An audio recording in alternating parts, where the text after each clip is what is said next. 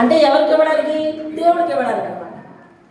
దేవుడే తీసుకురావద్దురా బాబు అంటే దేవుడికి ఇవ్వడానికి తీసుకొచ్చాడంటున్నాడు. చూసావా? ఇది మన అభిమతం, ఇది మన అభిమతం. అర్థమవుతుందా? మనం చెయ్యలేకపోవడానికి, దేవుని మాట వినలేకపోవడానికి మనం ఒక ఎక్స్ప్లెనేషన్ ఏర్పాటు చేసుకుంటాం చూడు, ఇది మన అభిమతం, ఇది మన మొండితనం. దేవుడు చెప్పింది ఒకటి, నువ్వు చేసేది ఒకటి. చేస్తే ఎలా ఉంటావు? బాగుంటావు. అసలు దేవుడు నీకెందుకు ఆజ్ఞ ఇవ్వాలి?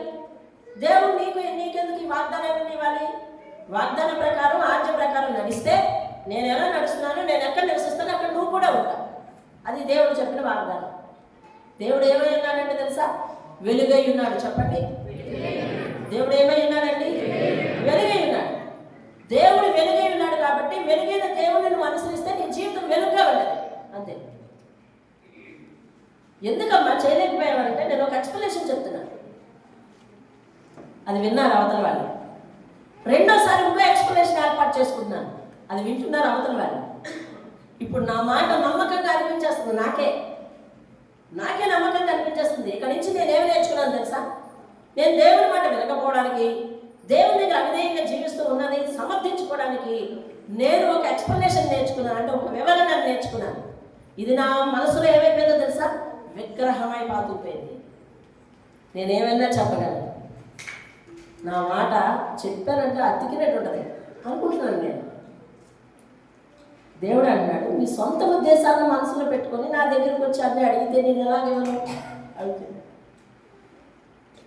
వాటన్నింటినీ నీ మనసులో పెట్టుకొని నువ్వు విడిచిపెట్టకుండా వచ్చి ఎలా ఇవ్వను నీకు?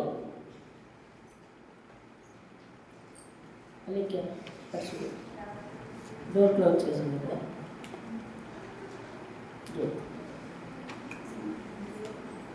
అలా కథలు లేనటువంటి వృద్ధులు మాత్రం ఈ బాత్రూమ్ వాడండి. వృద్ధులు మాత్రమే, కథలు లేనటువంటి వృద్ధులు, ఆపరేషన్ చేయించుకుని వచ్చిన వారు ఈ బాత్రూమ్ వాడండి. మరి మిగిలిన వారు చర్చికి ఒక బాత్రూమ్ ఏర్పాటు చేయగలిగి అక్కడకు అది యూజ్ చేయండి. గమనించండి, దీని ప్రకారమే మనం పోతే మిగిలిన వాళ్ళందరూ కూడా అదే అనుసరించడానికి బాగుంటుంది. దేవుని స్తోత్రం వినండి. దేవుని మాట ఏం చెప్తుంది అంటే యథార్థంగా ఉండమని చెప్తుంది. దేవుని మాట ఏం చెప్తుంది? నీతిగా నిలబడమని చెప్తుంది. దేవుని మాట ఏం చెప్తుంది? దేవుని దగ్గర జీవించమని చెప్తుంది. మనిషికి దేవుని దగ్గర జీవించడం ఎంత కష్టం అంటే ఎవరెస్ట్ పర్వతం ఎక్కినంత కష్టం. అదేనా అధిగమించి వచ్చేస్తున్నాడు. వేరే మండలానికి పోయాడు మానవుడు, అన్నా చంద్రమండలానికి వెళ్ళిపోయాడు, వేరే గ్రహాల మీదకి వెళ్ళిపోతున్నాడు.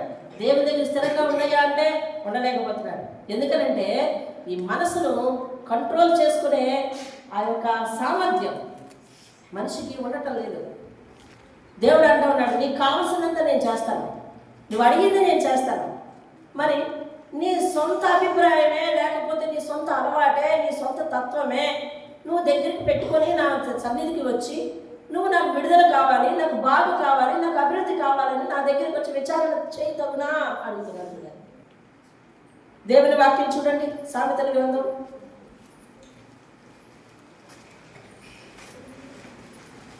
10వ అధ్యాయం 28వ వచనం చూడండి. సామెతలు 10:28. నీతిమంతుని ఆశ ఎవరికి సంతోషం పుట్టిస్తుంది? ఎవరికి? దేవునికి, మిగిలిన వారికి కూడా. భక్తిహీనుల ఆశ భంగమైపోతుందట. అంటే భక్తిహీనుల ఆశ నెరవేరుతుందా? నెరవేరదు. భక్తిహీనత అంటే ఏంటి? దేవుడు భక్తి ఎలా చేయాలో చెప్తాడు. ఇదిగో నువ్వు ఇలా జీవించు, ఇలా ఉండు, ఈ ప్రకారం ఉండు, ఈ ప్రకారం మాట్లాడు, ఈ ప్రకారమే ప్రవర్తించు, ఈ ప్రకారమే ఆలోచించు అని చెప్తాడు. అది భక్తి. దానికి విరుద్ధంగా నడిచేది భక్తిహీనత. ఆ భక్తిహీనుల ఆశ ఏమవుతుందంటండి? అంటే వారికి ఆశ ఉంది, వారు మనుషులే కదా, ఆశ ఉంది వారికి కూడా. వారు ఆశ నెరవేరట్లేదు. కారణం ఏంటి తెలుసా? ఆశ నెరవేర్చే దేవుని మాటను వారు నెరవేర్చట్లేదు. నీ ఆశ నెరవేరాలంటే విలువ జాగ్రత్తగా. నీ ఆశ నెరవేరాలంటే నువ్వు దేవుని ఆశ నెరవేర్చాలి. దేవుని ఆశ ఏమిటి? దేవుడు తాను కనిన బిడ్డలను, తాను ఏర్పాటు చేసుకున్న బిడ్డలు, తాను సృష్టించిన బిడ్డలు నా దగ్గర ఉండటమే, అదే ఆయన ఆశ. అర్థమైందండి? దేవుని ఆశ ఏంటి చెప్పండి అందరూ. దేవుని ఆశ ఏంటమ్మా? పాప ఆశ. దేవుని ఆశ ఏంటి? అవుట్ ఆఫ్ ఆర్డర్లో ఉన్నారు. అదే అవుట్ ఆఫ్ కవరేజ్ ఏరియాలో పెద్దవాళ్ళు, కవరేజ్ ఏరియాలోనే ఉండదు. అర్థమైందా? ఈ సమయం ఈరోజు 24 గంటలు ఆదివారానికి కదా. నువ్వు ఎలా గడిపినా కానీ ఈ 2.5 గంటలు నీ జీవితంలో చాలా ప్రాముఖ్యమైన గంటలు. ఇది దేవుని సన్నిధిలో దేవునితో గడుపుతున్న గంటలు. దీన్ని అర్థం చేసుకుంటే ప్రయోజనం లేదు. దేవుడు మాట్లాడే వినే సమయానికి దేవుని ఎందాటి వరకు ఏం చేశారు? ఆరాధించారు. అంతకుముందు ఏం చేశారు? దేవుని కీర్తించారు. 92 అధ్యాయం చెప్తుంది దేవుని కీర్తించడం మంచిది, మంచి పని చేయడానికి వచ్చారు. ఆరాధించారు. ఆరాధించడం మంచిది, మంచి పని చేయడానికి వచ్చారు. దేవుని మాట వింటున్నారు. ఇప్పుడు దేవుని మాట వినాలి, అది నీకు క్షేమం. చూసారా? మంచి పని చేశారు, క్షేమాన్ని పొందుకుంటారు, నింపబడి వెళ్తారు. ఇది చాలా ప్రీషియస్ టైం. ఇది దేవుని స్తోత్రం. కాబట్టి అటెన్షన్గా ఉండాలి, చాలా అటెన్షన్గా ఉండాలి. మనం అప్పుడప్పుడు వింటాం. దేవుని ఎదుటికి వస్తే మనం దేనికి వచ్చినట్ట? టెస్టింగ్కి వచ్చినట్టు. టెస్టింగ్కి. అర్థమైందా? ఈసీజీలు పెద్దవాళ్ళు తీయించుకుంటారు. మీరు చిన్నపిల్లలకు అటువంటి అవసరం రాకూడదు. దేవుని స్తోత్రం కలుగుతుంది. కొంతమంది అదేంటది అందులో పెడతారు కదా, అల్ట్రాసౌండ్ స్కాన్. అల్ట్రాసౌండ్ స్కాన్ తెలుసా? ఒక స్వరంగంలో ఉంది, అందులోనికి మనిషిని తోస్తారు. అటువంటి అవసరం కూడా మీకు ఎప్పుడు రాకుండా కాదు. నేను ఒకసారి అదే అటువంటి పరిస్థితుల్లోకి వెళ్ళాను. అర్థమైందా? చాలా నరకం అది. టెస్ట్ చేయించుకోవడమే నరకం. కదలకూడదు, అస్సలు కదలకూడదు. కదిలితే ఏంటంట? రిపోర్ట్ సరిగ్గా రావట్లేదు. కరెక్ట్గా రిపోర్ట్ ఎప్పుడు రావాలంటే తెలుసా? ఊపిరి బెగపెట్టాలంట అప్పుడు రావాలంట. నిజమండి. నేను భక్తిలో చాలా విషయాలు నేను ఎదుర్కొన్న కష్టాల ద్వారా నేర్చుకున్నానండి. భక్తిలో చాలా విషయాలు నేను ఎదుర్కొన్న కష్టాల ద్వారా నేర్చుకున్నాను. ఊపిరి బెగపెట్టినప్పుడు వస్తుందండి ఆ రిపోర్టు. నేను సరిగా ఊపిరి బెగపెట్టట్లేదని మా యజమాని నా తల దగ్గర నిలబడమని ముక్కు గట్టిగా పట్టుకోమన్నాడు. నన్ను నోరు వదలద్దన్నాడు. అదేనా? ఎందుకు తీసుకొచ్చాను రా బాబు, చంపడానికి తీసుకొచ్చానా అని ఆయన కళ్ళం నీళ్ళు పెట్టేసుకున్నాడంటే. వదలమంటారా గాలి ఎక్కడి నుంచి వస్తుందండి మనిషికి? అప్పుడే వస్తుందండి రిపోర్ట్. అది నాకున్న ప్రాబ్లం అలాంటిది, గర్భసంచిలో ప్రాబ్లం. అది తెలియాలి అంటే మనిషి అందులో ఉండడమే కాక, కదలకుండా పుడుకుడమే కాక ఊపిరి పెట్టాలంట. అప్పుడు వస్తుంది రిపోర్ట్. దేవుని ఎదుటికొచ్చి లోకాన్ని, దాని ఆశను, ఆలోచనను, మరి ఇతర విషయాలను బెగబెట్టి ఇక్కడ కూర్చోవాలండి. అప్పుడు దేవుడు నీతో నేరుగా మాట్లాడతాడు. అప్పుడు నీ రిపోర్ట్ ఏంటో నీకు కరెక్ట్గా తెలుస్తుంది. నీ స్థితి ఏమిటో నీకు కరెక్ట్గా తెలుస్తుంది. దేవుడు అంటున్నాడు, నువ్వు చాలా విషయాలు ఆశపడుతున్నావు, నువ్వు ఎదగాలనుకుంటున్నావు, ఫలించాలనుకుంటున్నావు, బాగుపడాలనుకుంటున్నావు, వర్ధిల్లాలనుకుంటున్నావు. అయితే నాకు నచ్చనిది ఏదో నువ్వు మనసులో పెట్టుకొని నా సన్నిధికి వచ్చి విచారణ చేయడం బాగుంటుందా అడుగుతున్నాడు. బాగుంటుందా అడుగుతున్నాడు. యాజకుడితో మాట్లాడుతున్నాడు, పాస్టర్ గారితో. ఏమనంటే, వారికి చెప్పు, వారి మనసు తిప్పుకొని నా దగ్గరికి రమ్మను. వారి మనసు తిప్పుకోకుండా, మార్చుకోకుండా దేవుని దగ్గరికి వచ్చి, ఇదిగో నీ దగ్గర విచారణ చేస్తానని నిన్నేమని అడిగితే నువ్వు కాదు సమాధానం చెప్పేది, నేనే వారికి నేరుగా సమాధానం చెప్తాను అంటున్నాడు. దేవుని మాట మనం పాటిస్తే మనం బాగుంటాం. దేవుని మాట ఎందుకు పాటించమంటే ఆయన యథార్థవంతుడు, ఆయనలో ఏ పాపం లేదు. అసలు ఆయనకి పాపము అనేది ఆయనకు పొందం లేదు అసలు.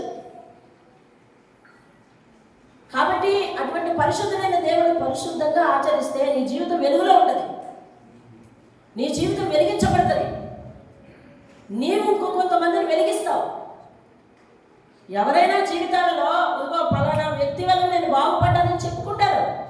నిన్ను అలా జ్యోతి వలె చేస్తాడు దేవుడు. దేవుని స్తోత్రం. వెలిగించి జ్యోతి వలె చేస్తాడు. అర్థమైందండి? ఇంకొక విషయం, దేవుడు ఆశీర్వదించడానికే నేను పిలుస్తున్నాడు. ఏ లోటుతో వస్తావో ఆ లోటు దేవుడు పూడ్చడమే కాకుండా రానున్న రోజుల్లో అటువంటి లోటులో ఉన్న వాళ్ళకి నువ్వే ధైర్యం చెప్తావు. ఏమైనా తెలుసా, దేవుడు నా లోటును పూడ్చాడు, నీ లోటును కూడా పూడుస్తాడు అని చెప్తావు. దేవుని స్తోత్రం కదా. అంటే ఏమయ్యావన్నమాట, వచ్చావు, లోటుతో వచ్చావు, లోటు పూడ్చబడింది, కానీ ఇప్పుడు ఒకరికి ధైర్యం చెప్పే స్థితికి వెళ్ళిపోయారు. దేవుని స్తోత్రం కదా. హల్లెలూయా. అటువంటి స్థితికి దేవుడు నేను తీసుకెళ్తానంటాడు. జాన్సన్ అటు ఇటు కథలు కూడా కూర్చాడు. దేవుడు దీవిస్తాడంటున్నాడు.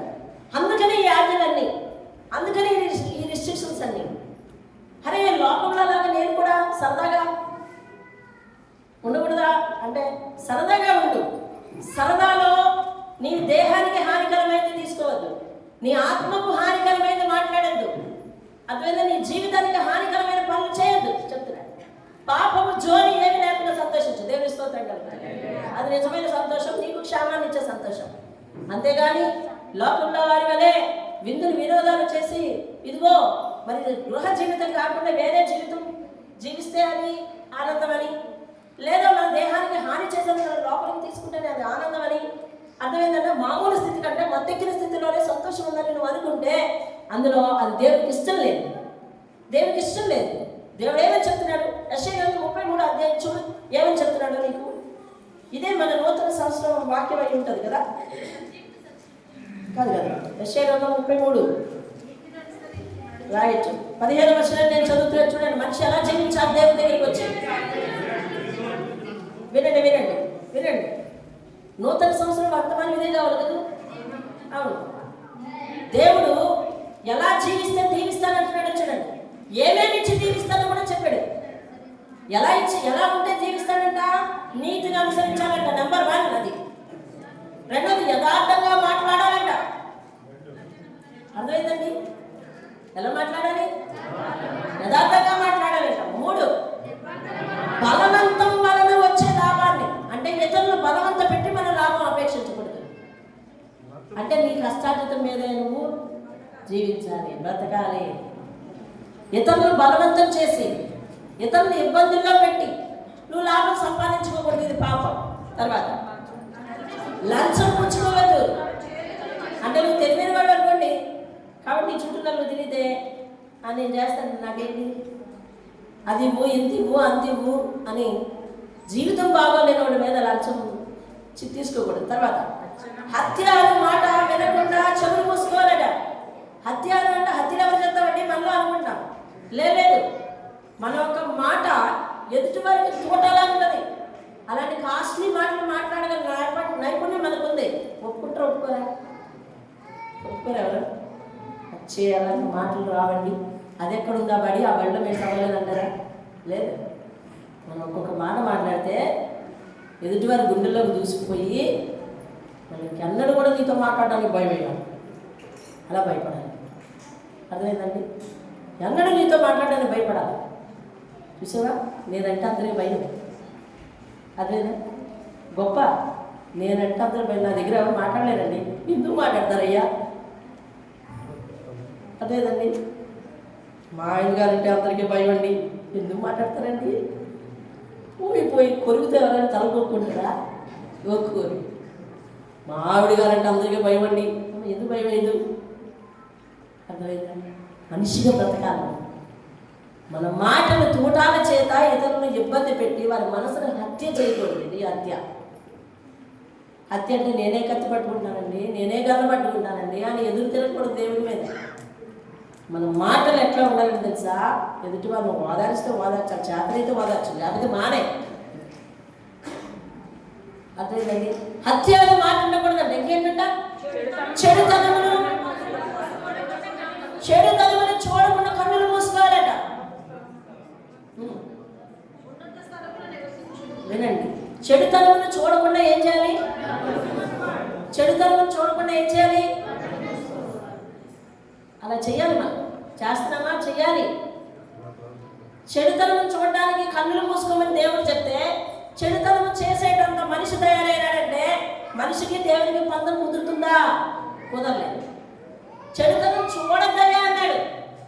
చెడు చూడద్దు అంటే చెడు చేయడానికి మనిషి అంటున్నాడు. అర్థమైందా? చెడు చేయడానికి మనిషి అంటున్నాడు. ఇది వచ్చిన తర్వాత దొంగలెవరో దొరలెవరో తెలియదు కదా. అవును, ఇది ఒక్కటి చాలు రహస్యంగా పాపం చేయడానికి, దేవుని ఎదుట దోషంగా అయిపోవడానికి, దేవుడిచ్చే తలాంతను పాడు చేసుకోవడానికి.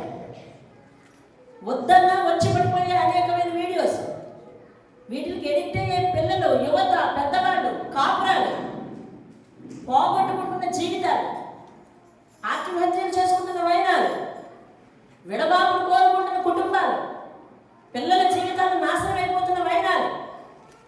ఇలాగ చేయాలి పాపం, అలాగ వెళ్ళాలి మోసం చేయడానికి, ఇలాగ కుటుంబాలను కూర్చాలి.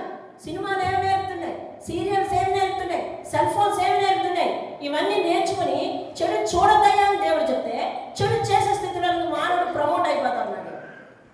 అలా చేయకుండా ఉంటే, నువ్వు లంచం పుచ్చుకోకుండా ఉంటే, కఠినంగా మాట్లాడకుండా ఉంటే, యథార్థంగా ఉంటే దేవుడు ఏం చేస్తానంటున్నాడు. ఇప్పుడు విను, 16వ వచనము 2వ లైన్, తప్పక అతనికి ఆహారం దొరుకును. హల్లెలూయా. ఎందుకండి ఈ లోపల కష్టపడేది? ప్రసాద్ నైట్ డ్యూటీలు ఎందుకు చేస్తున్నావు? రోజు పట్టు కోసమేనా? ఎందుకు చేస్తున్నావమ్మా? కష్టపడుతున్నాం ఎందుకు?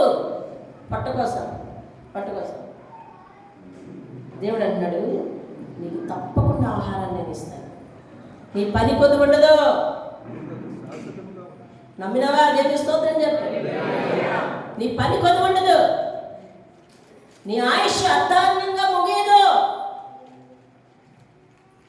నీ సంపాదన కొద్దిదైనా ఫలిస్తుంది. తప్పక ఆహారం ఇస్తాను, పస్తుంచాను అంటాడు దేవుడు. దేవుని స్తోత్రం. మనిషికి కావాల్సిన మొట్టమొదటి వాగ్దానం ఏంటండి? ఆహారం.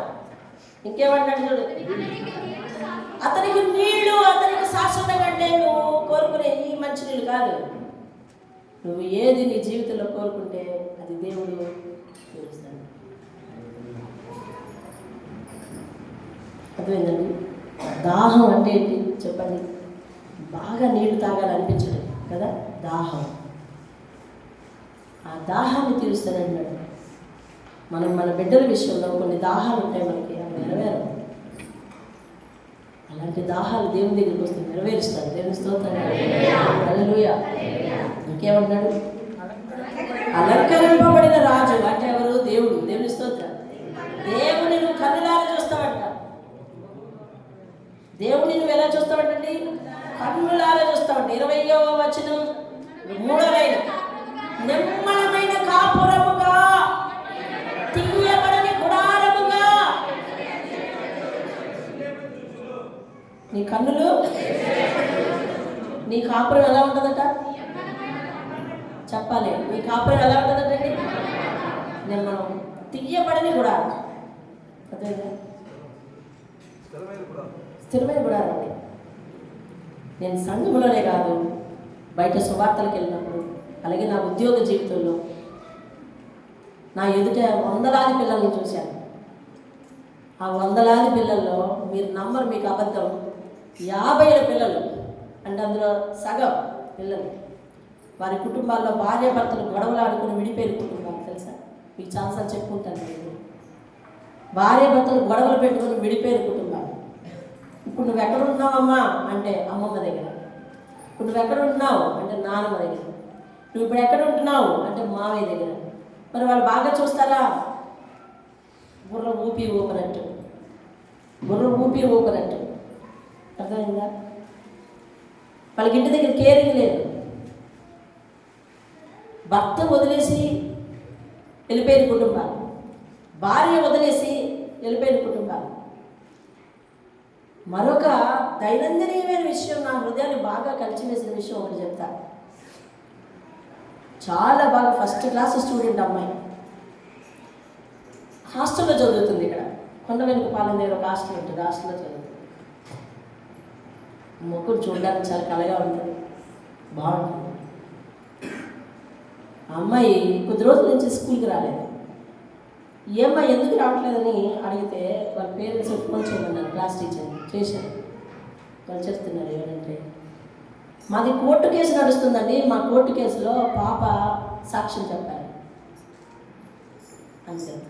మీరెవరు అంటే, నేను తండ్రిని. ఎవరు కోర్టు కేసు? మాదినని, మా భార్య భర్తలు ఇద్దరిది కోర్టు కేసు. ఎవరు సాక్ష్యం చెప్పాలి? పిల్ల సాక్ష్యం చెప్పాలి. ఆ కోర్టు కేసు కోసం అడపా తిరగడం కోసం, వాయిదాల మీద వాయిదాలు తిరగడం కోసం ఆ అమ్మాయిని చదువుని నాశనం చేసి చివరికి భార్య భర్తలిద్దరు విడిపోయి ఆ పిల్లని నువ్వా నేనా అని పంచుకొని మేనమామ దగ్గర వదిలేస్తే ఆ మేనమామ ఇంటిలో పనికి పెట్టుకొని తన జీవితం ఎలా అయిపోయిందంటే అలా. బాధ్యత లేని పనులు చేస్తే దేవుడు ఒప్పుకునే దేవుడు కాదు. బాధ్యత లేకుండా వ్యవహరిస్తాడంటే దేవుడు ఒప్పుకునే దేవుడు కాదు. దేవుడు దీవించడానికి రమ్మంటాడు. ఎవరు దీవిస్తాడంటే నెమ్మడమైన కాపురముగా. కాపురంలో నెమ్మది. మా జీవితంలో చాలా ఇన్సిడెంట్స్ ఎదురవుతాయండి. అవన్నీ మీకు చెప్పాలనిపిస్తుంది, సమయం చాలు. ఇది వేదిక కాదు. నాకు తెలిసిన ఒక మాస్టర్ ఉన్నారు, వాళ్ళ ఆవిడికి క్యాన్సర్ వచ్చింది. మా చంద్రరావు గారు నిన్నే నన్ను దిగబెట్టి ఆయనతో మాట్లాడుతుంటే ఆయన ఒక మాట అన్నాడంటే, ఏమని తెలిసిన ఏమండి, నాకు ఇంతమంది కొడుకులు ఉన్నారు, ఇంతమంది ఆడపిల్లలు ఉన్నారు, అందరూ మమ్మల్ని చూస్తారంటున్నారు. ఆవిడ క్యాన్సర్ వచ్చేసింది, పూర్తి స్టేజ్, ఇప్పుడు బ్రతకదని చెప్తున్నాడు అని బాధపడుతూ చెప్తున్నాడు. పిల్లలందరూ మమ్మల్ని చూస్తారన్నారు, కానీ నా భార్య నేనే చూసుకోవాలని ఇక్కడికి వచ్చేసాను. నా భార్య నేనే చూసుకోవాలని ఇక్కడికి వచ్చేసాను. చంద్రరావు గారు మీరు నమ్మడం, మా వైవాహిక జీవితంలో ఒక్కసారి కూడా నేను ఆమెను ఏమన్నా పాపాన్ని పోలేదండి. ఆమె కూడా నన్ను ఏమన్నా పాపం పోలేదు. మేమిద్దరం మాట్లాడుకునే రోజులు లేవు అని చెప్పినాడటండి. ఏ భర్త ఏ భార్య అలాంటి సాక్ష్యం ఇవ్వగలరు చెప్పు? నిమ్మడమైన కాపురం అది, తీయబడని గుడారం అది. ఇదేనండి, పిల్లలందరినీ స్థిరపెట్టేశారు, మనవలు పుట్టేశారు, వాళ్ళ బాధ్యతలన్నీ నెరవేర్చేసుకున్నారు. తీయబడని గుడారం అది. ఇక బాధ్యతలు పూర్తయిన తర్వాత మనం ఎందుకు వెళ్ళాలి కదా? వెళ్ళాలా వద్దా? అధిక కాలం బ్రతికిన ఆయాసమే దుఃఖమే బైబిల్ చెప్తుంది. బాధ్యతలు నెరవేర్చిన తర్వాత మన పని అయిపోయింది, మనం వెళ్ళొచ్చు. మనం ఏమన్నా అడగాలంటే బాధ్యతలు నెరవేర్చే వరకు అడగాలి అంతే. బాధ్యతలు నెరవేర్చే వరకు. ఆయన పని చేస్తున్నాం అనుకోండి, ఇంకా దీర్ఘాయుష్గా ఉంచుతాడు. దేవుని స్తోత్రం. హల్లెలూయా. బాధ్యతలు నెరవేర్చేసిన తర్వాత భూమి భారం కాదు మనం. బాధ్యతలు నెరవేర్చాక కూడా దేవుడు పని చేస్తున్నాం అనుకోండి, దేవుడు ఇంకా దీర్ఘాయుష్గా ఇచ్చేస్తాడు. దేవుని స్తోత్రం. హల్లెలూయా. తీయబడని గుడారం అంటే అది నిమ్మలమైన కాపురం అంట. ఒక ఆమె వచ్చింది సర్టిఫికేట్ కోసం. ఇప్పుడు ఎందుకమ్మా నీకు 7వ తరగతి సర్టిఫికేట్? నువ్వు 7వ తరగతి ఎప్పుడు చదివినావు? నేను రికార్డు తీయాలంటే నా తలకాండ తోపొస్తుంది. ఎలాగైనా తీయండి. సరే అమ్మా, పాత రికార్డు తీయాలంటే నువ్వు చదివినప్పుడు మేము పని చేయలేదు కాబట్టి పాత రికార్డు అంతా తీయాలి. నేను ఎవరు సర్టిఫికేట్ వచ్చినా రోజు తిప్పాను. నేను అసలు నాకు టైం ఇవ్వమ్మా, ఒకరోజు టైం ఇవ్వు అని చెప్తున్నాను. అంటే ఆమె అడుగుతుంది, ఒకరోజు టైం అడుగుతుంది. ఒకరోజు టైంకి ఇవ్వడానికి ఏం లేదండి, రేపే లాస్ట్ డేట్, ఇంకా రేపు మీరు సర్టిఫికేట్ ఇవ్వకపోతే నాకు ఆ మిషన్ పోతాయి. మిషన్ కోసమా నీకు ఈ సర్టిఫికేట్? 7వ తరగతి చదివిన సర్టిఫికేట్ ఎందుకమ్మా మిషన్? నువ్వెందుకు? పోలే, నేను వెతికిస్తాను. నేనంటే అమ్మగారు ఆ మిషన్ నేను సరదాగా కాదండి, ప్రభుత్వం ఇస్తుందని. నేను దాన్ని నేను బ్రతకాలి, నా బిడ్డలను పోషించుకోవాలి. నా భర్త వదిలేస్తున్నాడు, నా బిడ్డలను పోషించుకోవాలి. నేను ట్రైనింగ్ నేర్చుకున్నాను. ఆ మిషన్ ఫ్రీగా వస్తే ఇప్పుడు ప్రభుత్వం ఇచ్చే మిషన్ మీద నేను వచ్చి నేను కుట్టుకుంటాను. నేను ఒప్పుకొని నేను కుట్టుకుంటాను. నేను పిల్లల్ని పోషించుకుంటానమ్మా, నెగ్లెక్ట్ చేయొద్దని ఆమెను అక్కడే కూర్చోబెట్టి రికార్డు అంతా తోడి ఆమెకు 2.5 గంటల్లో ఆమెకు సర్టిఫికేట్ ఇచ్చి పంపించాను.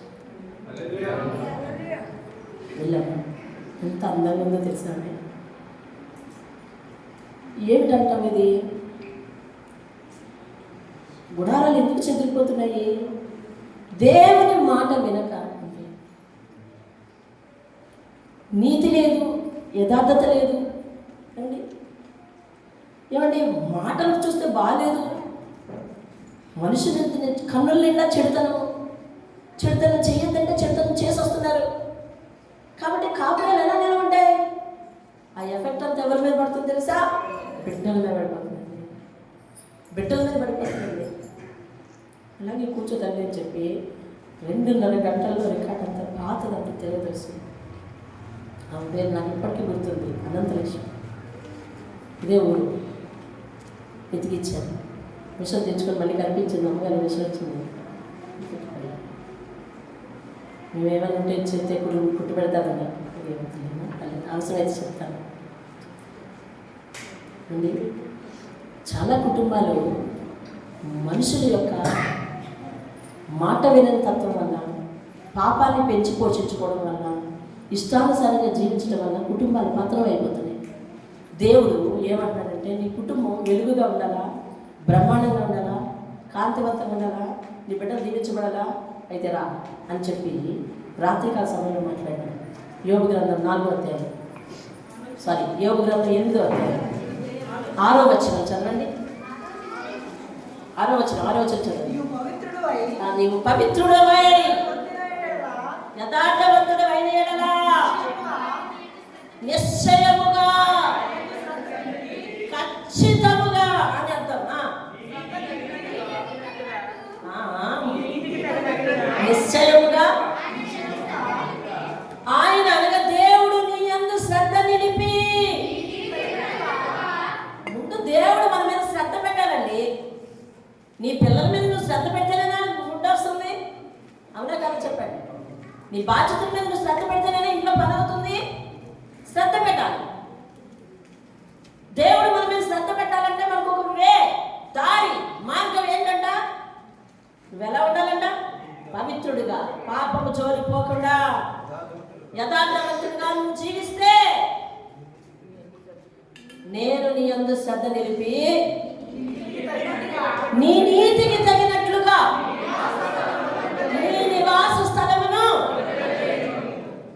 అక్కడ ఏం పదం వాడాడండి? నీ నీతికి తగినట్లుగా. దేవుని స్తోత్రం. నువ్వెంత నీతి చేస్తే, ఎంత నీతిగా బ్రతికితే అంతా నీ ప్రతిఫలమేనండి. మనం ఏమనుకుంటున్నామంటే కొన్ని విషయాల్లో మార్చుకుంటున్నాం, కొన్ని విషయాల్లో మార్చుకోవట్లేదు. మనసులో ఏదో కథం ఉండిపోతుంది, ఏదో ఒకటి ఉండిపోతుంది, ఏదో మూల ఉండిపోతుంది. అన్నీ మార్చుకుంటున్నాం. సమాజానికి పలానా వాళ్ళ పేరు చెప్తే అతడా ఇప్పుడు బాగా బాధపడండి. పలానా అమ్మగారి పేరు చెప్తే ఆవిడండి అమ్మ బాబాయ్ అప్పుడు వేరేగా ఉండేది, ఇప్పుడు బాగా మారిపోయిందండి.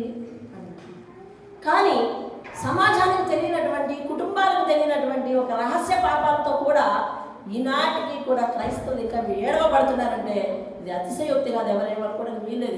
ఇది వాస్తవం, ఇదంతే. ఎవరికీ తెలియనటువంటి రహస్యమైన పాప, వదులుకోలేనటువంటి గుణం, చెయ్యే చపలత్వం.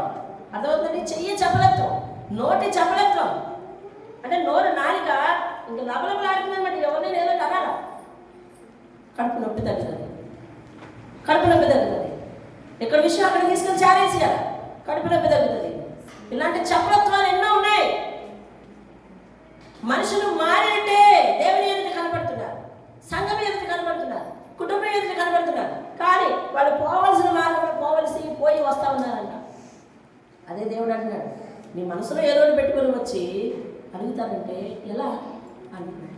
ఇప్పుడు దేవుడు ఏమంటున్నాడంటే, నువ్వు పవిత్రుడు అయితే, యథార్థవంతుడు అయితే నేను నీ మీద దృష్టి నిలిపి ఉంచుతాను. ఇంకా నీ నీతికి తగినట్లుగా నీ నివాస స్థలాన్ని వర్ధిల్ల చేస్తా. దేవుని స్తోత్రం. హల్లెలూయా. మీరు చదివే వాక్యం పాత నిబంధన కాలంది. దేవుని కృపాకాలంలో మీరున్నారు. అందుకనే మనం వదిలిపెట్టుకోనటువంటి ఏదైనా చిన్న మచ్చ హృదయంలో నిలిచిపెట్టుకున్నా మనం ఈనాటికి భక్తులుగా చలామణి అవుతున్నాం. లేదు, పాత నిబంధన కాలంలో లాంటి దేవుని ఉగ్రత కానీ మన మీద ఉంటే కనుక మనం మందిరానికి రాం. ఆయన పరిశుద్ధ సన్నిధిని చేరడానికి ఎవరికైనా వీలు కలిగిందండి ఆ నాటి కాలంలో? లేదు, లేదు. ఈనాటి కాలంలో కృపాకాలం, దేవుని దగ్గర వీలు కలుగుతుంది అంటున్నాడు. అన్యాయంగా జీవిస్తున్నావా? జీవించు, నేను నీకు సమయం ఇస్తున్నాను అంటే దేవుని స్తోత్రం. అక్రమంగా జీవిస్తున్నావా? జీవించు, నేను నీకు సమయం ఇస్తున్నాను. అపవిత్రంగా జీవిస్తున్నావా? జీవించు, నేను నీకు సమయం ఇస్తున్నాను. కానీ ఒక మాట గుర్తుపెట్టుకోయే, నేను త్వరగా రాబోతున్నాను, నీ క్రియలు చొప్పున తీర్పు తీర్చున్నాను, నువ్వు నష్టపోతావు కదా, ఆలోచించాలి కదా దేవుడు. దేవుని స్తోత్రం. దేవుడు ఇప్పుడు ఏ తత్వంలోకి వచ్చాడు తెలుసా? బతిమాలే తత్వంలోకి వచ్చాడు. ఎందుకని? నీకు ఇలా అయినా చెప్తే వినపడుతుందేమో, నీకు ఇలా అయినా చెప్తే మారుతావేమో. నీ జీవితం కోసం, నీ కుటుంబం కోసం వేరొకరు బ్రతిమాలం ఏంటండి? నీ బ్రతుకు కోసం నువ్వు దేవుడిని బ్రతిమాలుకోవాలి. ఇది ప్రాసెస్, అంతేనా? ఇది పద్ధతి, ఇది ప్రొసీజర్. ఇది మన జీవితాల కోసం ఎవరిని బ్రతిమాలాలి? మనిషి దేవుడిని బ్రతిమాలి. దేవుడు ఏమంటాడంటే, నీ జీవితం బాగుంటుంది, నీది నిమ్మలమైన కాపురంగా ఉంటుంది, తీయబడిన గుడారంగా ఉంటుంది, నువ్వు నా మాట విను అని చెప్పి మనిషిని దేవుడు బతిమాలుతున్నాడు. అందుకని మనం దేవుని యొక్క పడుతూ మనకు తెలియట్లేదు, ఎలా పడితే అలా జీవించవచ్చు అనుకుంటున్నాం. అదేనండి, చూడండి, ఆ పిల్లల్ని బతిమాలి మన ఇంట్లో పిల్లల విషయంలో ఉంటుంది. బతిమాలిసేపు బాగుండు రేవేంద్రా అంటా ఉంటే వాళ్ళు చేస్తూనే ఉంటాడు. ఈ లోపల ఎవరికి ఎక్కువ కోపం ఉందనుకోండి, అందరూ అంటే ఇలా కాదు, 2 తగ్గిస్తేనే అంటారు. రండ్రా అంటే అర్థం ఏంటి? మనిషి శిక్షను తెచ్చుకుంటేనే కానీ మారడా? చంటి పిల్ల తత్వమే మనలోనే ఉందా? శిక్షను తెచ్చుకుంటేనే కానీ మనం మారమా? మనం మార్పు చెంది దేవుని దగ్గర ఉంటే దేవుడు ఇచ్చే దీవెనలు ఎన్నున్నాయో చూడండి. దేవుని స్తోత్రం. అంటే ఇప్పుడు మనం ఏం చేయాలి? క్లీన్ బోర్డ్ లాగా పూర్తిగా మన హృదయాన్ని ఆయన వైపు పవిత్రంగా యథార్థంగా తిప్పుకోవాలి. దేవుని స్తోత్రం. హల్లెలూయా. దేవుడు చెప్తా ఉన్నాడు, నువ్వు యథార్థవంతుడు అయితే, పవిత్రుడు అయితే, నేను నీ మీద శ్రద్ధ నిలిపి నీ నివాస స్థలమును నీ నీతికి తగినట్టుగా వర్ధలింప చేసి, నీ స్థితి మొదట కొద్దిగా ఉన్నా, కొంచెం కష్టాలు పడుతున్నా, తుదకు మహాభివృద్ధిని ఇస్తా. ఏ దేవుడు ఇస్తున్నాడు నీకు ఇలాంటి వాగ్దానం? చెప్పు. వరిస్తున్నారు నీకు వాగ్దానం. దేవుడు వాగ్దానం ఇస్తున్నాడు. నా పాతకాలంలో నేను దేవుడి దగ్గరికి వెళ్ళి నా మౌనంగా ఎవరు వచ్చివే, ఎవరు నాతో మాట్లాడలేదు, ఎవరేం చెప్పలేదు. అక్కడ దేవుని దగ్గరికి వచ్చాక దేవుడు వచ్చిన ప్రతిసారి ఏదో మాట చెప్తున్నాడు. ఒకసారి కాపాడుతానంటాడు, ఒకసారి రక్షిస్తానంటాడు, ఒకసారి వర్ధిల్లింప చేస్తానంటాడు, ఒకసారి నీకు తోడై ఉంటానంటాడు. అలాగే చేస్తున్నాడు. దేవుని స్తోత్రం కలుగును. హల్లెలూయా. అలాగే చేస్తున్నాడు. ఆయన ఎలా మాట్లాడతాడో, ఎలా వాక్యం వినిపింప చేస్తాడో అలాగే చేస్తున్నాడు. దేవుని స్తోత్రం కలుగునుగా. హల్లెలూయా. ఆయన అంటున్నాడు, మొదట నీ స్థితి కొద్దిగా ఉన్నా, తుదకు ఎలా అవుతుందో తెలుసా? మహాభివృద్ధి పొందుతాం. దేవుని స్తోత్రం. మహాభివృద్ధి కావాలా? లేకపోతే ఈరోజు మెడిసిన్ నడక చాలా? మహాభివృద్ధి కావాలి. దేవుని స్తోత్రం కలుగును. హల్లెలూయా. దేవుని మాట విందాం. ఇంకా అంటాడు ఆయన 15వ అధ్యాయం 1వ వచనంలో, యథార్థవంతుడిగా ఉన్నవాడిని నా పరిశుద్ధ పర్వతం మీద నిలవబెడతానంటాడు. దేవుని స్తోత్రం. మీరు తీనవసరం లేదు, వాక్యం తీనవసరం లేదు, సమయం అవుతుంది. అక్కడ అడుగుతారు దేవుడిని, అయ్యా నీ గుడారంలో అతిథిగా ఎవరు ఉండగలరు? నీ పరిశుద్ధ పర్వతం మీద ఎవరు నివసించగలరు అంటే దేవుడు అంటాడు, యథార్థ హృదయం కలిగి నీతిని అనుసరించువాడే నా పరిశుద్ధ పర్వతం మీద నిలవబడతాడు. దేవుని స్తోత్రం కలుగునుగా. హల్లెలూయా. సామెతల 20వ అధ్యాయం 7వ వచనం ఇలా చెప్తుంది. ఏమని తెలుసా? యథార్థవంతులను, వారి పిల్లలను దేవుడు వారి తదనంతరం కూడా ధన్యులుగా ఉంచుతాడంట. దేవుని స్తోత్రం. ఎలాగదా? వారి పిల్లలను చదువుకో. సామెతల 27వ వచనం చెప్తుంది, యథార్థవంతుని పిల్లలు వారి తదనంతరం కూడా ధన్యులు అవుతారంట. దేవుని స్తోత్రం కలుగును. హల్లెలూయా. దావీదు యథార్థంగా భక్తి చేశాడు. దావీదు తరతరాలు దీవించబడ్డాయా లేవా? చెప్పాలి. దీవించబడ్డాయండి. దేవుని స్తోత్రం కలుగును. అబ్రహాం యథార్థంగా భక్తి చేశాడు. తరతరాలు దీవించబడ్డారా లేదా? దీవించబడ్డారు. తరతరాలుగా దీవించబడ్డ పిల్లలకి దీవెనలు తెచ్చుకున్నారు వాళ్ళు. ఈరోజు నీ జీవితానికి కావాల్సింది ఏదో నువ్వు ఊహించుకుని, నీ సంతోషం చూసుకొని, నీ సౌఖ్యం చూసుకొని, లేదా నీ ఆలోచన ఆధారం చేసుకొని, ఇలాగే నేను కుటుంబాన్ని నడిపిస్తాను, మీరు వెనకాతలు వచ్చేయండి అని అంటే, మొదట నీకు ఏదైనా ప్రమాదం జరిగితే వెనకాతల వాళ్ళందరినీ ఏం చేద్దాం? మన కుటుంబానికి ఏదైనా ప్రమాదం జరిగితే ఇదిగో నేను ఇందాక బోల్డని జీవితాలు చెప్పాను. వారి జీవితంలోకి ఏమొచ్చింది? ప్రమాదం వచ్చింది. వారి బంధానికి ఏమైంది? యాక్సిడెంట్ అయింది. ఫలితంగా ఏమయ్యారు? విడిపోయారు. పిల్లలు అపాస్పాలైపోయారు. అర్థమైందండి? కాబట్టి మనము దేవుని దగ్గర నమ్మకంగా యథార్థంగా ఉంటే ఆయన ఇచ్చే దీవెనలు అనేకమైన ఉన్నాయి. దేవుని స్తోత్రం. హల్లెలూయా. నీతిమంతుల ఆశ ఎన్నడూ భంగం కాలదు, వర్ధిల్లుతుంది అంటున్నాడు. అది చదవండి. నీతిమంతుల ఆశ ఎలా ఉందంట? ఇందాక చదివినారు కదా. 10 నీతిమంతుల ఆశ చిగురించును, భక్తిహీనుల ఆశ భంగమైపోను. దేవుని స్తోత్రం కలుగుతుంది. దేవుడు యథార్థవంతులనే చూస్తున్నాడు. చూడండి, అక్కడ నేను ఒక మాట చూపిస్తాను మీకు. అయితే ఇప్పుడు ఏమంటాడు దేవుడు? చూడండి 7వ వచనం. ఇశ్రాయేలీయుల్లో వారి దేశంలో నివసించే పరదేశంలో ఎవరైనా నన్ను అనుసరించక నాకు అన్యులై, చాలు నాకు అన్యులై అంటే మనసులో దేవుని మాట కాక దేవునికి విరోధమైన ఏదైనా పెట్టుకుంటే దేవునికి ఏమైపోతున్నాం ఉంటాం? మనం అన్యులం అయిపోతున్నాం. ఏమైపోతున్నామండి? అన్యులం అయిపోతున్నాం. అసలు దేవుని దగ్గరికి వచ్చి ఏమవ్వాలి? మనం ధన్యులం అవ్వాలి. దేవుని దగ్గరికి వచ్చి మనం ఏమవ్వాలండి? ధన్యులం అవ్వాలి. కానీ దేవుని దగ్గరికి వచ్చి ఏమైపోతున్నాం అంటే మనం అన్యులం అయిపోతున్నాం. ఎందుకని? మన హృదయం ఆయన దగ్గర అలా లేదు, తేటగా లేదు. పేరుకి నన్ను అందరూ అంటున్నారు మారారు అంటున్నారు. కానీ నా కుటుంబ జీవితం సరిగా లేకపోతే, నేను దాన్ని సరిగా ఎదుర్కోలేకపోతే, నా కోపం చేతనో లేకపోతే మరి ఏదైనా నా సొంత అలవాట్ల చేత నా కుటుంబాన్ని నాశనం చేసుకున్నట్లయితే నేను మారినట్టుగా మారేనని ప్రజలు అంటున్నారు. కానీ ఎవరన్నాలి? దేవుడు అనాలి. నేను మారితే ప్రజలు మెచ్చుకున్న మెప్పులు నా కుటుంబాన్ని బాగు చేయవు, దేవుడు మెచ్చుకున్న మెప్పుకొని నా కుటుంబాన్ని వర్ధలింపజేస్తాను. దేవుని స్తోత్రం కలుగు. నేను మీ ఎదుట బాగా మాట్లాడుతున్నంత మాత్రాన నా కుటుంబాన్ని నేను సరిగా ఏలుకోలేని దాన్ని అయితే, నా కుటుంబంలో నేను సరిగ్గా ప్రవర్తించలేని దాన్ని అయితే, ఆయనకు అవిధేయులను అయితే, లేకపోతే ఆయనకు ఎదురు చెబితే, లేకపోతే కుటుంబ ధర్మం ఏదైనా పాటించకపోతే, బిడ్డల విషయంలో నేను జాగ్రత్త తీసుకోకపోతే, లేకపోతే నేను చేయాల్సిన పని నేను సరిగా చేయక, నేను బయటికి వెళ్తే ఆయనకు నమ్మకంగా లేకపోతే, నేను ఇంటికి వచ్చేసరికి ఆయనకు మరి అవమానం తీసుకొస్తే, ఇవన్నీ నేను మారినట్ట. అందరూ ఎదుట నేను బాగా మాట్లాడుతున్నంత మాత్రాన మారినట్ట. ఈ నిజ జీవితాన్ని, వ్యక్తిగత జీవితాన్ని ఎవరు చూస్తారు? దేవుడు చూస్తాడు. కాబట్టి దేవుడు అటు జీవితాన్ని చూసి ఈ కుటుంబాన్ని వర్ధలింప చేస్తాడు. భార్య కొన్ని ఆశీర్వాదాలు సంపాదిస్తుంది, బిడ్డలు కొన్ని ఆశీర్వాదాలు సంపాదిస్తారు, భర్త కొన్ని ఆశీర్వాదాలు సంపాదిస్తారు. ఈ ముగ్గురు కూడా కలిసి దేవుని దగ్గర సమిష్టిగా ఉంటే దేవుడు నిండారుగా బోనస్ ఇస్తాడు. ఇంకా దేవుని స్తోత్రం కాదు. ముఖ్యంగా ఈ బండిని, కుటుంబ బండిని నడిపించవలసిన 2 చక్రాలు భార్యాభర్త. రేపు సాయంత్రం భార్యాభర్తలు కూడుకుంది. మీలో కొంతమంది అంతమంది అవుటో లేదా అంతమంది సెలవు తెలియదు. అర్థమైందండి? నేను మీ గ్రూప్లో మెసేజ్ పెట్టాను. మన ఇంట్లో ఇవాళ అలాగే వచ్చింది మెసేజ్. ఏది? చర్చి గ్రూపులో వచ్చిందా? మెసేజ్ వచ్చింది. ఇండివిజువల్గా కూడా చాలామంది మెసేజ్ పెట్టాను. వీలున్నవి నా మెసేజ్ పెట్టేటప్పుడు ఎంత గందరగోళం అంటే అంత గందరగోళం పెట్టింది. పాపం శివ నీకు పెట్టి మెసేజ్ అందరికీ ఫార్వర్డ్ చేసి, తెల్లవారుజాము కాబట్టి ఎవరు చూసుకోలేదు. వీళ్ళు లేవలేకపోవడం కూడా మంచిది అనిపించింది నాకు.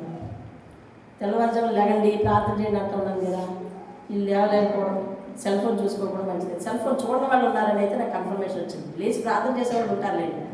సెల్ ఫోన్ చూసుకోకపోవడం వల్ల మళ్ళీ నేమ్ అంతటిని డిలీట్ చేసుకుంటూ ఈ కంగారులో ఎవరెవరికి ఆ పేరు వెళ్ళిపోతుందనే కంగారులో నేను కింద ఉన్న ఆప్షన్ నొక్కేశాను. నా పేరుకి స్టాటస్ వెళ్ళిపోయింది. నీ పేరుతో వెళ్ళిపోయింది స్టాటస్. శివ ప్రైజ్లాడమ్మా మన ఇంట్లో రేపు కాదు ఉంది రా బాబు అని చెప్పిన మెసేజ్ స్టాటస్ వెళ్ళిపోయింది. ఈ లోపల నాకు నా కుమార్తె ఒకరు ఫోన్ చేశారు. అమ్మ ఎప్పుడు పెట్టలేదు స్టాటస్ అమ్మా, నువ్వు పెట్టినావు ఇది అని పెట్టాను. నేను స్టాటస్ పెట్టాను అని నా స్టాటస్ నాకు కనపడదు కదా. ఎలాగని మా అల్లుకి ఫోన్ చేశాను. మా అల్లు ఫోన్ ఎత్తలేదు. అమ్మ ఎలాగిది అని అంటా ఉంటే సమయం వ్యర్థమైపోతుంది. వినండి, ఎలాగిది అంటా ఉంటే మా అల్లు చివరిలో ఫోన్ ఎత్తించదు. స్టాటస్ పెట్టేది కాదు. నీ సెల్ నుంచి నువ్వు కంగారు పడితే ఏదో నొక్కిసి ఉంటావు, పోయింది. వెంటనే యూట్యూబ్లోకి వెళ్ళి how to delete status, how to put status అనే దానికి వీడియో కొడితే 2 మాటలు చెప్తాను. 2 మాటలోనే జస్ట్ క్యాచ్ చేసి వెనక్కి వచ్చి తప్ప మళ్ళీ కొట్టి మళ్ళీ డిలీట్ చేసేదాన్ని. మొత్తం నా టైం అంతా కిల్ అయిపోయింది. నా ఎంత కంగారు పడిపోయాను. అర్థమవుతుందండి? మీడియాతో చాలా జాగ్రత్తగా ఉండాలి. నేను తెలియని విషయాలు దొరికిపోకూడదు. కానీ నేను యాదృచ్ఛికంగా వెళ్ళిపోయింది దాంట్లోకి. ఏమండి, అందరినీ రమ్మని చెప్పాను. కానీ మీరు కొంతమంది వచ్చారు, మిగిలిన ఆత్మీయ అభివృద్ధి 6 కూడా కనపడదు. అర్థమైందండి. సంఘంలో ఆన్లైన్ జరిగింది, మీరు ఎంతమంది ఉన్నారు? ఆన్లైన్లో ఎంతమంది ఉన్నారండి? మీరు ఉండరు.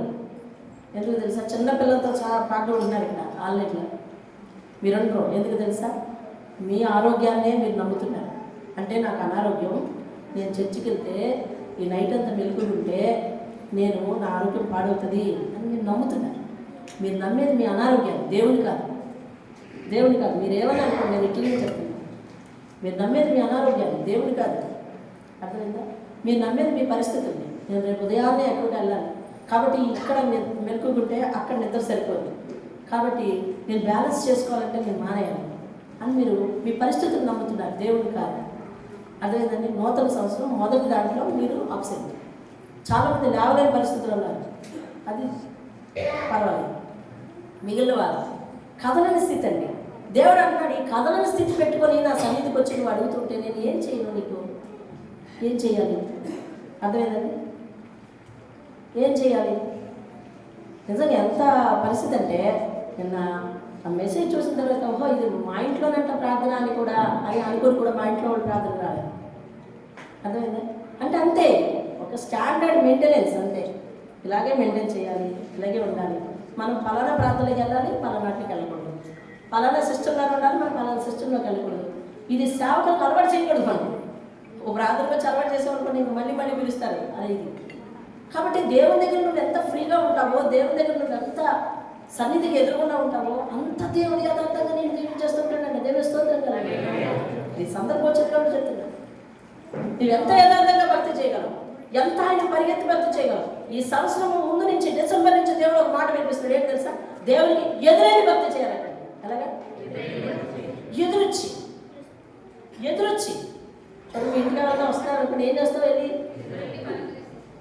వచ్చేస్తున్నారు, ఫోన్ ఇస్తుంది, చూడు గుమ్మ దగ్గర నిలబడి బ్యాగ్ అందుకో, ఎదురు రావాలి. ఇదేంటిది? ఇది మర్యాదను కనపరచడం. దేవుని వాక్యానికి ఎదురు వెళ్ళాలంటే దేవుని వాక్యానికి ఎదురు వెళ్ళాలంట. అంతేకాని దేవుని వాక్యానికి ఎదురు తిరగకూడదు. దేవుడు చెప్తా ఉన్నాడు. ఒకవేళ చూడండి, ఆ రోజు నోవహు కాలంలో నోవహు పడవ చేస్తే నోవహు పడవంతా ఖాళీ, 8 మంది ఉన్నారు. అవునా? ఎందువల్ల పడవ ఖాళీగా ఉంది? మాట వినని ప్రజల వలన. అందరూ మాట వింటే పడవ ఏమై ఉండేదండి? దేవుడు అందుకేనా పడవ చేయించాడు? జనమందరూ రావడానికేనా? పక్షులుగా, జంతువులుగా? జనమందరూ రావడానికి. మాట వినేవారే అందరూ అయితే పడవ నిండిపోయి ఉండేది. కానీ ఎవ్వరు మాట వినలేదు. అందుకని పడవ ఖాళీ అయిపోయింది. పడవ ఖాళీ అయితే నాకేం నష్టం అనుకుంటున్నామేమో. బయట ఉండిపోయిన అందరికీ ఏ నష్టం జరిగింది? మరణం వచ్చింది. రాకడ సమయంలో ఉన్నాం ఇప్పుడు. దేవుడు మన కొరకు ఒక రక్షణ వాడని సిద్ధం చేశాడు. అది దేవుని మందిరం. ఎవరైతే ఆయన పిలుపుని అందుకొని ఆయన సన్నిధిని ప్రేమించి ఆయన సన్నిధిలో ఉంటామో, యెరూషలేమా నిన్ను ప్రేమించి వారు వర్ధిల్లుతారని దేవుడు వాగ్దానం చేశాడంటే దేవుని స్తోత్రం. యెరూషలేమా నిన్ను ప్రేమించి వారు వర్ధిల్లుతారు, నీ కొరకు ప్రార్థన చేసిన వారు వర్ధిల్లుతారు. అర్థమైందా? ఇవాళ రక్షణ వాడ సిద్ధం. మనం ఎవరు ఆయన మాట వెనుక ఏదో ఒకటి మనసులో పెట్టుకొని నువ్వు కూడా డిగ్రేడ్ అని దేవుని చేత డిలీట్ చేయబడతా ఉంటే ఆ పరలోకం ఎలా నిండుతుంది? పరలోకం నిండపది నాకే నష్టం అని విరుచుకున్నామనుకో, మరి రెండో దారి ఎక్కడ ఉందో మనకి? నరకం. నరకం గురించి నీకు తెలియదు ఏముంది? మనుషులకు పరలోకం కంటే నరకం గురించి బాగా తెలుసు. నరకం అది ఒక అగ్నిగుండం. అబద్ధములు ప్రేమించే వారు అందరూ ఉండరు. అబద్ధం అంటే ఏంటి? మనం చెప్పే అబద్ధమా? కాదు. దేవుడు ఏది రూట్ చెప్పాడో ఆ రూట్ కాకుండా వేరే రూట్లోకి వెళ్తున్నామంటే దేవుని రూట్ యథార్థం, అందుకు విరుద్ధమైన రూట్ అబద్ధం. కాబట్టి అబద్ధములు ప్రేమించే వారు అందరూ వెళ్ళరు. ఈరోజు దేవుడి సన్నిధికి మీరు చాలామంది కొత్త వచ్చిన వాళ్ళు ఉన్నారు, పాత వాళ్ళు ఉన్నారు. అసలు దేవుడు తెలుస్తుంది, దేవుడు కాదు అనుకుని నిర్లక్ష్యంగా జీవించే వాళ్ళు ఉన్నారు. దేవుడి దగ్గర చాలా పటిష్టంగా జీవించే వాళ్ళు ఉన్నారు. మీ అందరికీ దేవుడు ఒకటే మాట చెప్తున్నాడు. రాబోయే రోజుల్లో నువ్వు ఆశీర్వాదం గురించి వింటే ఆశీర్వాదం అనుకుంటే ఆశీర్వాదాలు ఆగిపోయారు, నువ్వు ఆగిపోతావు. అది కాదు. పరలోకమైన గురి పెట్టుకుని ప్రవర్తించాలి. మనం దేవుని స్తోత్రం కలుగును కాదు. పరలోకమైన గురి పెట్టుకుని మనం ప్రయాణించాలి. ఆయన దగ్గర మనం చేరాలి, ఆయనతో మనం ఉండాలి. దేవుడు వాగ్దానం చేస్తున్నాడు, ఇదిగో నువ్వెక్కడ జీవిస్తావో ఆ నివాస స్థలాన్ని నేను వర్తింపచేస్తాను. చేస్తానన్నాడు. అంటే నువ్వు భూమి మీద జీవించినంత కాలం నీ నివాస స్థలాన్ని వర్ధిల్లింప చేస్తాడు, నీ కుటుంబాన్ని వర్ధిల్లింప చేస్తారు, నీ కుటుంబానికి ఒక వాగ్దానం ఇచ్చాడు, నీ తదనంతరం కూడా నీ పిల్లల్ని నేను వర్ధిల్లింప చేస్తాను, ధన్యులవుతారా అన్నాడు. దేవుని స్తోత్రం కలుగునుగాక. పైగా నీవు భూమి మీద జీవించినంత కాలం కూడా నేను నీ కాపురాన్ని నెమ్మదిగా ఉంచుతాను అన్నాడు. నీకు ఆహారాన్ని తక్కువ చేయను అన్నాడు. దేవుని స్తోత్రం కలుగునుగాక. వాగ్దానాలే చెప్తాడండి దేవుడు. వాగ్దానాలు కనుక ఖచ్చితంగా హెచ్చరిక ఉంటుంది. ఏమన్నా తెలుసా? జాగ్రత్తగా జీవించమని. దేవుని స్తోత్రం. హెచ్చరిక విందాం, మొక్కలిద్దాం. ఏం మాటలు విన్నామో జ్ఞాపకం చేసుకుందాం.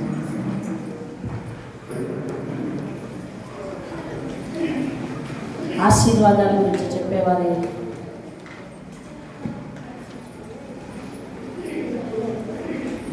మాటలు దేవుడు హర్షించడు. నువ్వు విని నా వినకపోయినా వాస్తవం వినాలి. దేవుడు ఆశీర్వదించడానికే నేను సరిగా ఉండమనేది, నిన్ను ఆశీర్వదించడానికే నీతిగా యథార్థంగా జీవించమనేది. దేవుని దగ్గరికి వస్తే పరిశుద్ధత, యథార్థత, నీతి, నియమాలు, ఆజ్ఞలు, వాగ్దానాలు, పరలోకము అనే మాటలు వింటావు.